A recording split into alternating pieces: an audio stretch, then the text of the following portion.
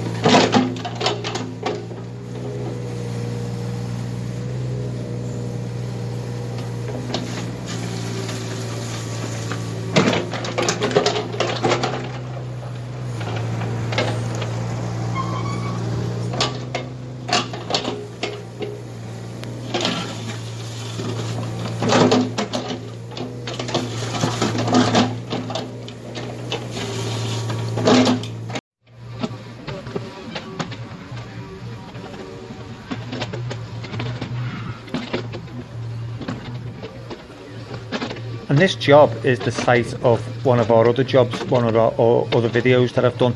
It was called Overgrown Jungle, tackled with the Oregon mulching blade. I will put a link in the description so you can just see how bad this garden was when I first came. So all behind me there, behind the digger, was completely overgrown, and now it's time to put some kind of barrier in to separate it, and then a lawn where I'm digging now. So I'll put that link in the description if you'd like to have a look at that to see how bad the job was.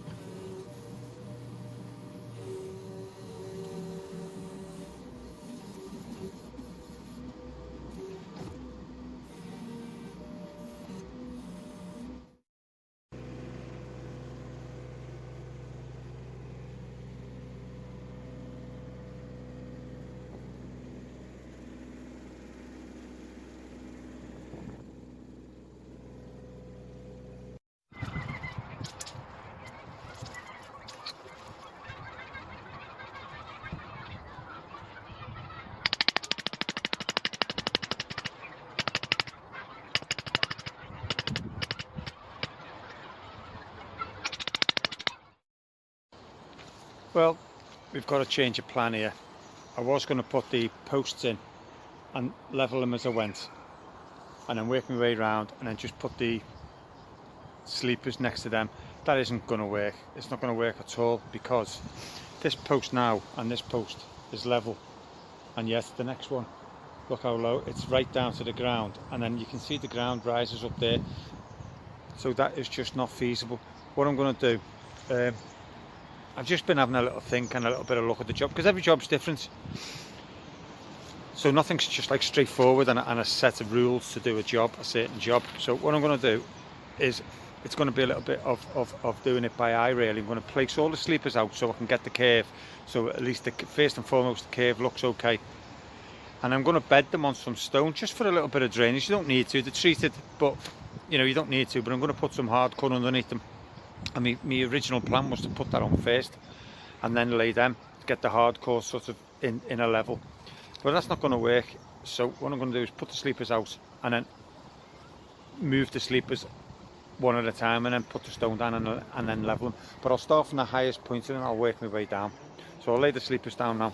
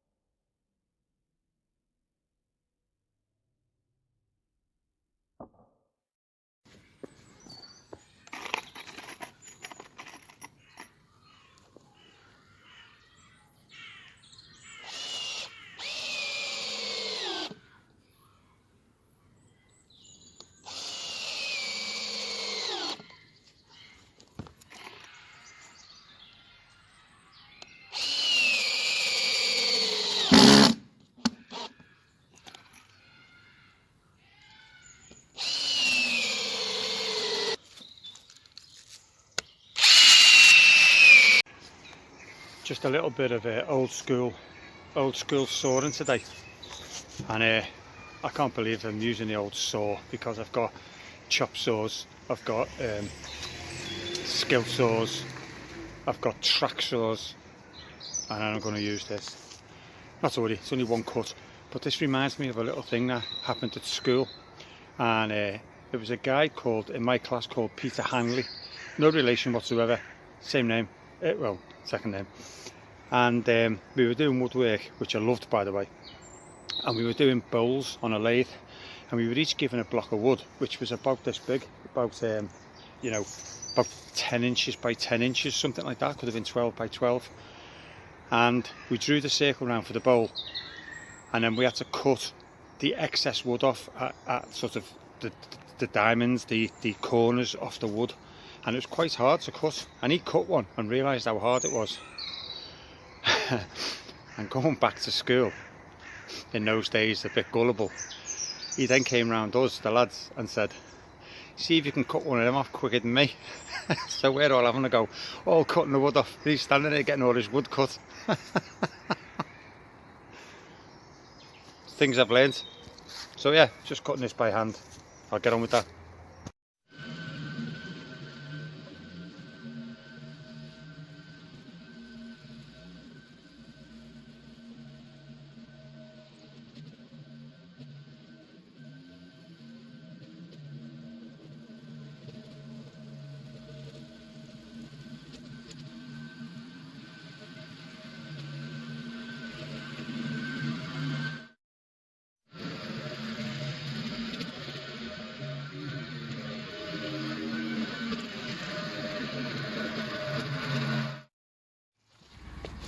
Well, I'm afraid ladles and jelly spoons, I'm going to have to leave it there now as part one, because we've just got this storm Kira arrived and the topsoil and the turf is not going to go down you know, any minute soon. So yeah, I'll see you on the second part. I'll put the link in this one so you can follow it onto this second one when it's done, and I'll see you on the video. Thanks for watching.